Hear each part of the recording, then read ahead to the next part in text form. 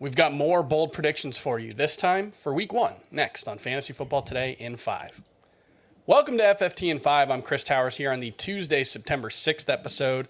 And after giving you some bold predictions for the season as a whole yesterday, we've got some bold predictions for week 1, and I'm going to go first. I mentioned it yesterday, but I'm in on Antonio Gibson for at least week 1 and probably the first 4 weeks of the season with Brian Robinson out. My bold prediction, he's an RB1 for week 1. He's got a good matchup against Jacksonville. He's got a good situation. Being the lead rusher, he was like 17th in points per game last season, but he had some big games. And the one thing that I think got lost with Antonio Gibson with, all the talk about him fumbling and losing the leading rusher role was a lot of talk about Washington wanting to get Antonio Gibson the ball in space more, using him more as a pass catcher, using him more, let his playmaking ability shine. So I do think there's a chance that he does get more pass catching opportunities this season, even with Ryan Robinson out. And if he can combine that with, the 15 carries that he's probably going to get, I think Antonio Gibson could be very, very good for the first month of the season, and especially in week 1 against the Jaguars. Dan, let's hear a bold prediction from you. I like that one, Chris. I'm going to go with Trey Lance finishes as a top 5 quarterback in week 1. I love the addition. First of all, my main thing with this is this Bears defense is a lot worse than we remember it from last year. Now that they've lost Khalil Mack and Akeem Hicks, this is going to be defense that's on the field a lot. And it doesn't take much to really get this offense going with San Francisco. We've seen that in the past with Kyle Shanahan. A few backside passes to the flat after play action. Just get the ball in space to Deebo Samuel, Brandon Ayuk. And I think it's going to be buoyed by a big rushing number for Trey Lance. I think he's going to have a big touchdown and a big rushing number. So he's my first pick for a top 5 finish this week.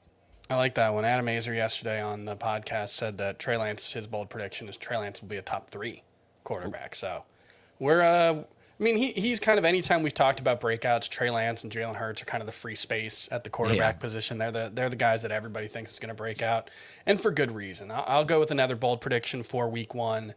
Devonta Adams leads all players in targets in week 1. I know there is some concern about Devonta Adams. I've been kind of alone in having him as my wide receiver 3 in the rankings. I do have him ahead of Jamar Chase. I moved Justin Jefferson up ahead of him, but Devonta Adams, we're talking about the guy like Cooper Kupp was this amazing player last season, and he really was. He had a historic season, but Devonta Adams is the only guy who's been like 21 to 25 PPR points per game for like 4 straight seasons he's done it. So I think he's still arguably the best wide receiver in the NFL. It's a quarterback downgrade from Aaron Rodgers to Derek Carr, but this is a situation where the Las Vegas Raiders give up a lot to get Devonta Adams. He has the combination with Derek Carr going back to college.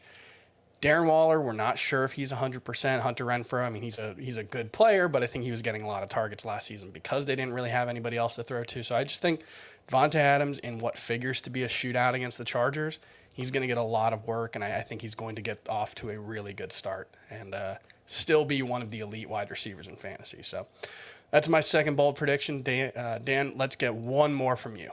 I'm going to do Nick Chubb does not finish as a top 20 running back in week 1. I think on the flip side of what I said about the Bears defense taking a step back, this Panthers defense will take a step forward.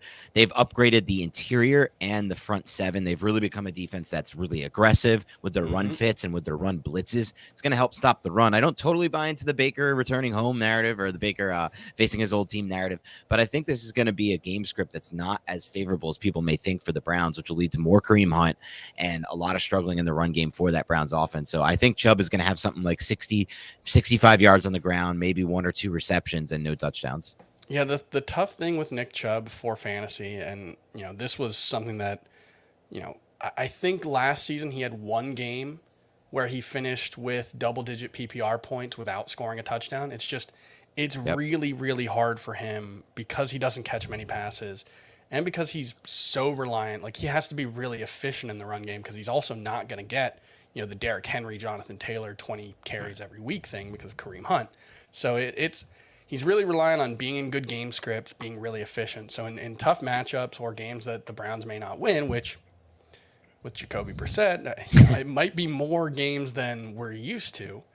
I do think there's a chance that Nick Chubb's just a big disappointment this season. So I'm very rarely going to chafe at anti-Nick Chubb sentiment. I think he's just a little bit overrated for fantasy. So I'm with you on that one. And that's going to do it for FFT and 5. We'll be back on Wednesday to talk about some week 1 waiver wire targets. We'll see you then.